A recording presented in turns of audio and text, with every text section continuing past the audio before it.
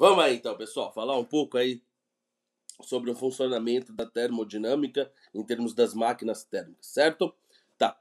Pessoal, ó, como vocês podem observar aqui, eu tenho aqui uma simples ilustração de uma máquina a vapor, certo? Que nada mais é do que uma máquina térmica. Como que ela funciona? Perceba aqui que você tem um reservatório, né, essa chamada caldeira aqui, tá? Onde que você tem uma certa quantidade de água, essa água obviamente é aquecida, tá? Então você tem aqui um fornecimento de calor, certo? Energia térmica aí, sendo transferida para esse sistema, correto? Então essa água se transforma em vapor e esse vapor é pressurizado e acaba empurrando aqui esse pistão. E aí, conforme você tem aqui a liberação desse vapor, esse pistão executa esse movimento aqui de vai e vem, tá? Ou seja, ele acaba movimentando essa roda aqui, né? Então você tem nada mais do que a execução do quê? De um trabalho aqui. Isso daqui é importantíssimo. Esse é o intuito aí, né? O retorno que a gente tem aí desse processo termodinâmico. O trabalho sendo realizado por esse gás, por esse vapor. Só que aí para o funcionamento você vai ter a condensação aqui desse vapor, né? Para ele retornar no estado líquido e voltar na caldeira. Então, em termos disso, pessoal, você tem algo que é importantíssimo, que é um processo aí que nós temos cíclico. O que quer dizer cíclico? Ele retorna, vamos fechar o microfone aí, pessoal. Ele retorna aí pelo mesmo estado, né, que ele começou, tá? E a gente vai ver isso, inclusive, na interpretação gráfica disso daqui, certo? Então vamos lá. Outro fator importante, né, que você tem essa refrigeração dessa água aqui, então você tem aqui o que a gente pode falar aí que é uma perda de calor, ó. Então esse calor aqui também vai ser importante nesse processo. Aliás, nós vamos definir de duas maneiras. Esse daqui seria um calor quente, certo? E esse daqui um calor frio. Como assim? É importantíssimo no funcionamento dessa máquina a vapor aqui, você ter duas fontes de calor. Uma fonte quente, né, que seria essa caldeira, e uma fonte fria, ou seja, um lugar de onde você vai retirar o calor para fazer o processo e de um outro lugar que você vai doar esse calor, o restante do calor ali, o que sobrou, digamos assim, tá? Então, se a gente pensar num esqueminha matemático aqui, ó, uma outra maneira aqui, você tem exatamente isso daqui, ó. Você tem aqui a fonte quente, seria a caldeira ali, o calor quente, a gente vai representar aqui, ó, pelo módulo de QQ, calor quente. Então esse calor é retirado dessa fonte, parte dele é transformado em trabalho, e vocês já lembram aí o símbolo do trabalho, e tal, certo? E parte aí é desperdiçado, dissipado, digamos assim, então seria um calor frio, tá? Qual que é a relação entre essas três formas de energia aí? Bom, pelo princípio da conservação, né, você tem aqui que esse calor quente seria um total, o trabalho seria o útil e o frio seria o dissipado, né? Então você pode chegar, obviamente, nessa relação aqui, ó, calor quente, o módulo do calor quente é igual o trabalho mais o calor frio, certo? Ou isolando o trabalho, né? Claro, você vai ter que o trabalho é igual o calor quente menos o calor frio. O que vai ser importantíssimo para nós, pessoal, vocês vão ver muitos exercícios aí, ó, seria o rendimento de uma máquina térmica. Aliás, quando nós falamos de máquina aí na física, é muito comum a gente querer calcular o rendimento dessa máquina. Por quê? Nenhuma máquina, isso é impossível aí, e na próxima aula eu vou falar um pouquinho aí sobre essa segunda lei da termodinâmica que está por trás disso daqui tudo, mas é impossível na física que você tenha uma máquina, né, que transforme toda a energia em trabalho. Ou seja, não teria como eu retirar todo o calor ali da fonte quente e transformar integralmente em trabalho, uma parte sempre é dissipada. Tá? Caso isso daí fosse possível, nós teríamos aí máquinas que uma vez ativadas, né, elas nunca mais parariam. Teve uma época aí na física que buscaram a construção de tais máquinas, né, o moto contínuo, moto perpétuo, tá? Então, como que é o rendimento dessa máquina? Opa, deixa eu voltar aqui. O rendimento vai ser dado por isso, ó. Rendimento é sempre o útil sobre o total, tá? Ou seja, é o trabalho que foi realizado pelo módulo do calor quente. Tranquilo? Você também pode substituir essa relaçãozinha aqui, ó. Tá vendo? Pode colocar ela aqui, você vai ter a mesma coisa aqui, você vai ficar com isso, ó. Calor quente, módulo menos calor frio sobre calor quente. A gente pode até organizar isso, separar, né? E aí você ficaria com algo desse tipo aqui, ó. 1 menos o módulo do calor frio sobre o calor quente. Esse 1 vem porque vai ficar calor quente sobre calor quente, né? Então é como se você abrisse aí essa subtração, tá? Ótimo. Outro fator importantíssimo aí de uma máquina térmica é a interpretação gráfica aí, ó, desse processo. E como eu já falei para vocês, é um processo cíclico, tá? O que seria isso? Ela vai ser algo desse tipo. Pessoal, você tem infinitas formas de representar. Vou fazer uma representação geral aqui, né? Então vamos supor que você tem um ponto aqui, ó, um ponto A. O que esse ponto A me representa? Um estado do gás. Lembram-se disso? Né? Que você tem o gás aí numa certa pressão, num certo volume, numa certa temperatura, ou seja, num certo estado. Então a máquina térmica ela vai funcionar dessa maneira, ela vai fazer um processo cíclico no sentido horário, isso é importantíssimo. Caso contrário, não é uma máquina térmica, é um refrigerador, como uma geladeira, um ar-condicionado, certo? Por que esse sentido é importante?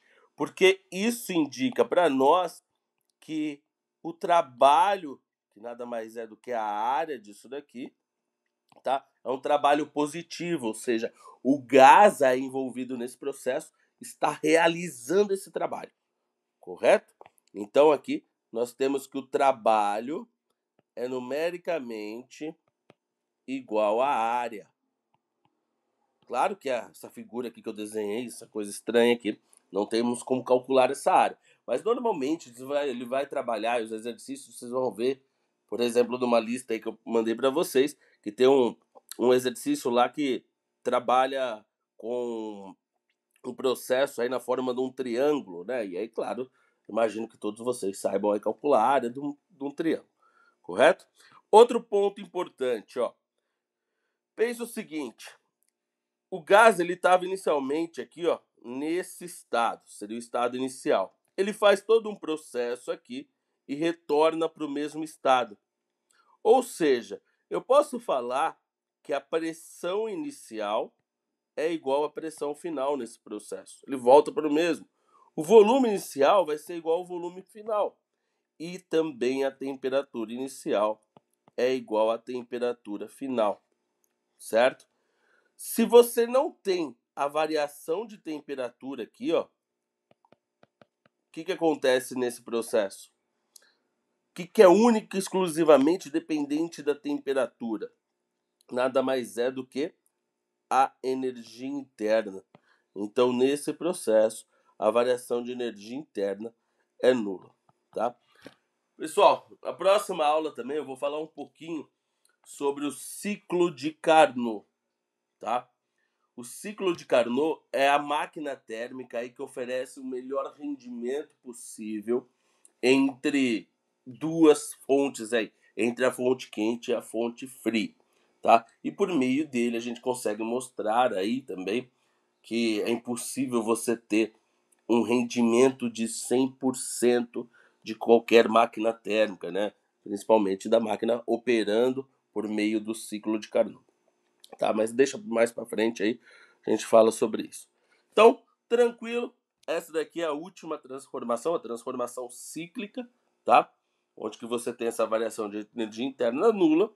Então vamos analisar aí alguns exercícios. Ó, como eu falei para vocês, eu mandei essa listinha para vocês aí, depois vocês dão uma olhada. Vamos aí, o primeiro exercício que vai envolver algumas questões da termo, então, algumas também no final aí envolvendo máquina térmica.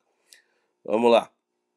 Ó, o gráfico ilustra o comportamento das pressões P, né? Então, gráfico de pressão por volume, e dos volumes V em duas transformações consecutivas, de A para B e depois de B para C.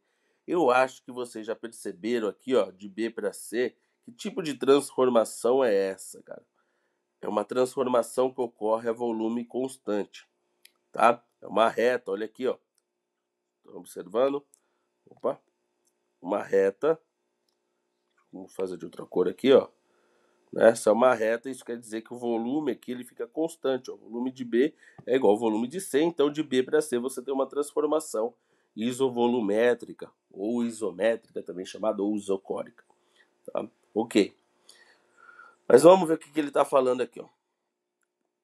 Sofridas por certa massa de gás, tudo bem, dotado ó, de um gás encerrada em um recipiente dotado de êmbolo, como o cilindro de um motor à explosão.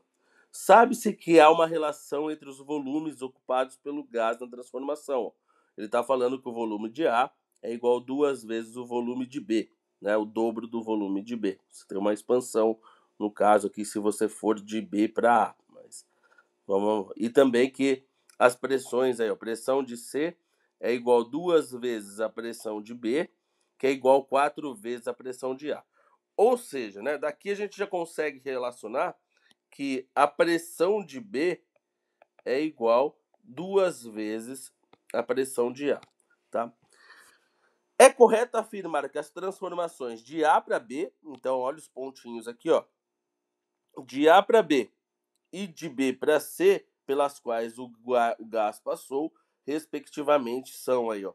Claro, de B para C nós já falamos que tipo de transformação é. Qual que é a transformação de B para C? É uma transformação isovolumétrica. Ó, transformação isovolumétrica. Certo? Tá, mas e a de A para B? De A para B é uma curva. E aí a gente tem dois tipos de transformações que podem obedecer aí essa curva, que é a transformação adiabática e a transformação isotérmica, tá? As duas são na forma de curva. Só que pelo olho, batendo o olho, não dá para saber que tipo de transformação é. Qual que é a maneira de eu observar isso? Como que eu consigo determinar se é uma isotérmica ou se é uma diabática? Você tem que olhar a relação entre as pressões e o volume, tá? Porque se você tiver aqui que a pressão, vamos aqui, o primeiro exercício, que a pressão inicial vezes o volume inicial é igual à pressão final vezes o volume final, isso daqui obedece uma transformação isotérmica, se for isso, ó, isotérmica. Tá? Se não der certo essa continha aqui, é possivelmente uma transformação adiabática, correto? E olha aí, vamos fazer as continhas pela relação que ele deu para nós aí, ó. Pressão de A vezes volume de A é igual a pressão de B vezes volume de B, tá? Tudo bem. O que eu vou fazer aqui? Eu vou transformar, vou colocar aqui, ó, essas relações que ele nos deu aqui, ó, né? Então aqui, ó, volume vamos pegar aqui, ó. Vou isolar essa pressão de A, né? A pressão de A vai ser igual pressão de B sobre 2. Isolei aqui. Então, eu vou substituir isso aqui, ó. Vai ficar pressão de B sobre 2. E o volume de A? O que é o volume de A? Se vocês olharem no enunciado, volume de A é igual a 2 vezes o volume de B. Então, substitui isso aqui. Vai ficar igual pressão de B vezes volume de B. Ou seja, corta aqui. você vai chegar que pressão de B vezes volume de B igual a pressão de B vezes volume de B. Ou seja, você percebeu que isso daqui é verdadeiro. Ele está estabelecendo essa relação. Portanto, a transformação de A para B é uma transformação isotérmica, tá? Isotérmica. E aí a gente vai ter como resposta a letra, vamos lá ver, qual que é? Ó, de A para B isotérmica e de B para C isométrica. Também poderia ser chamado de isocórica. Letra A. Tá aqui. Letra A. Ó. Tranquilo?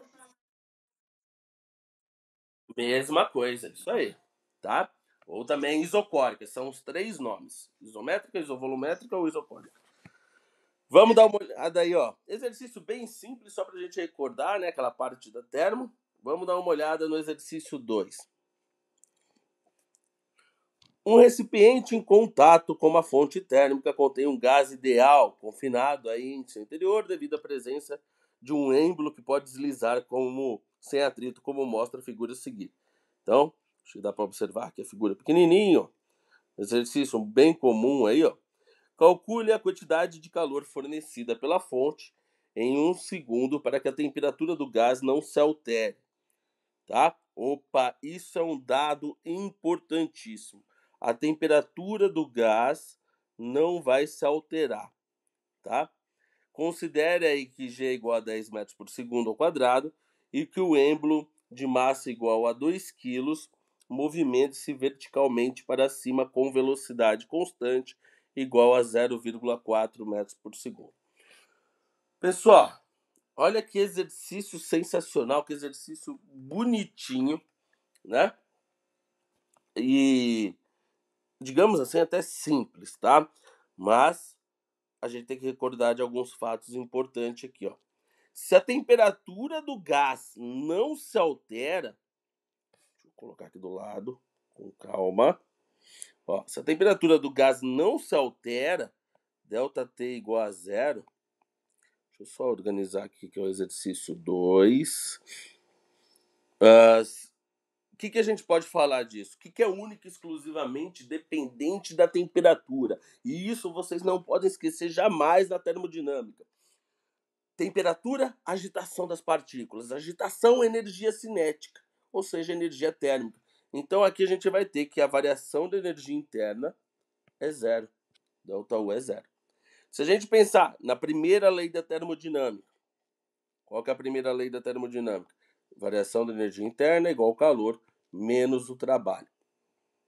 Se o ΔU é zero, então o que nós temos aqui? Uma transformação isotérmica, certo? Portanto, a gente pode fazer a relação aqui que o calor é igual ao trabalho. Ou seja, todo o calor que esse gás está recebendo aqui, ó, por meio dessa fonte, ó, todo o calor ele está transformando em trabalho. Ele vai transformar para empurrar esse êmbolo aqui. Tranquilo? Ou seja, executar esse trabalho. Ótimo.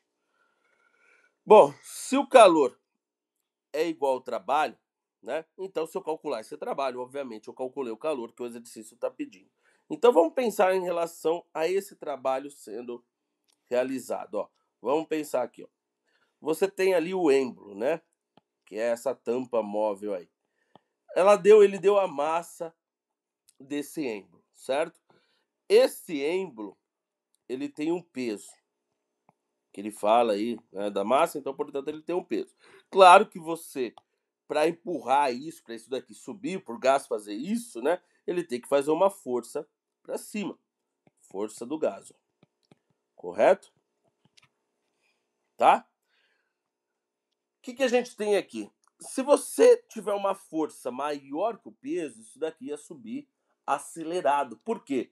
Porque a força do gás aqui sendo maior que o peso, você teria uma força resultante para cima, correto? E aí, portanto, você teria aí uma aceleração de acordo com a segunda lei de Newton. Olha que exercício bonito, pessoal. Então, como ele fala que a velocidade é constante, velocidade é igual a uma constante, então, Consequentemente, a aceleração, é claro, é zero e a força resultante é nula. Ou seja, a força do gás é igual ao peso do êmbolo. Eu sei que é estranho a gente pensar nisso. Mas não teria que ser maior a força? Não é necessário no movimento retilíneo, aí, no movimento uniforme, tá? As duas forças são iguais e aí você pode assumir que isso está subindo sem problema algum. Se ele está subindo, você tem esse deslocamento, né? Ó, deslocamento aqui que eu posso chamar de D, vai, tá? E aí você tem nada mais do que a definição do trabalho. Trabalho é o produto da força vezes esse deslocamento, correto? Só que, se vocês recordarem, tem uma outra maneira para eu calcular o trabalho. Aliás, vamos recordar junto aqui, ó. Trabalho é igual a força vezes o deslocamento, certo? Tranquilo, pessoal? Pessoal, tranquilo. O que eu posso falar aqui? Se a força é nada mais do que o peso, então o peso vai ser, o trabalho vai ser o peso vezes esse deslocamento. Só isso. E isso eu consigo calcular.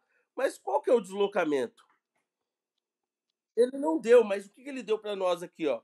Ele deu a velocidade, certo? E aí ele pede exatamente em 1 segundo. Opa, se ele deu a velocidade e eu tenho aí o tempo, eu posso definir esse meu deslocamento em termos disso. Quem que vai ser esse meu deslocamento?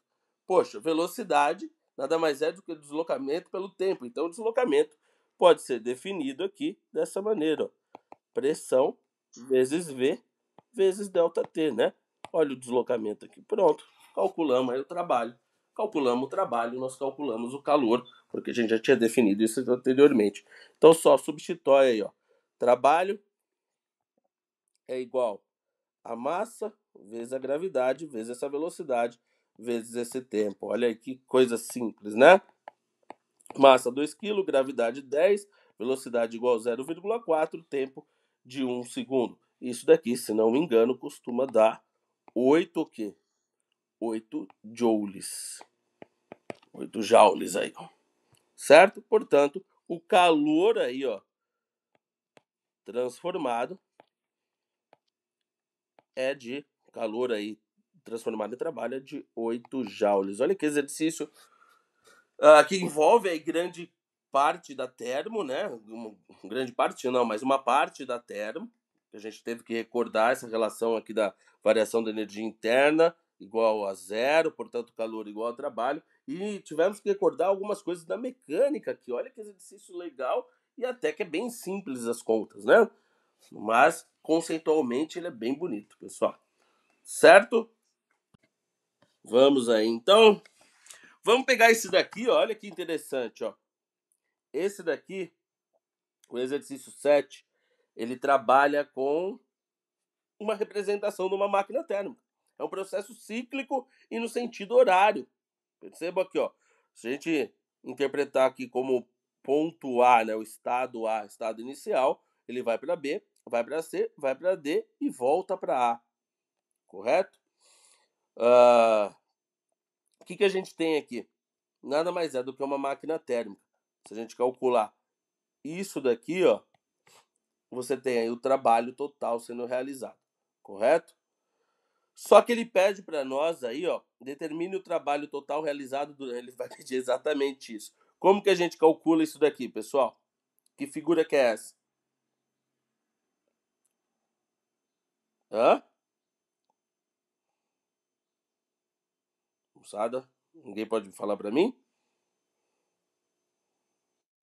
É um quadrilátero normal, né, moçada? Como que a gente calcula a área disso daqui?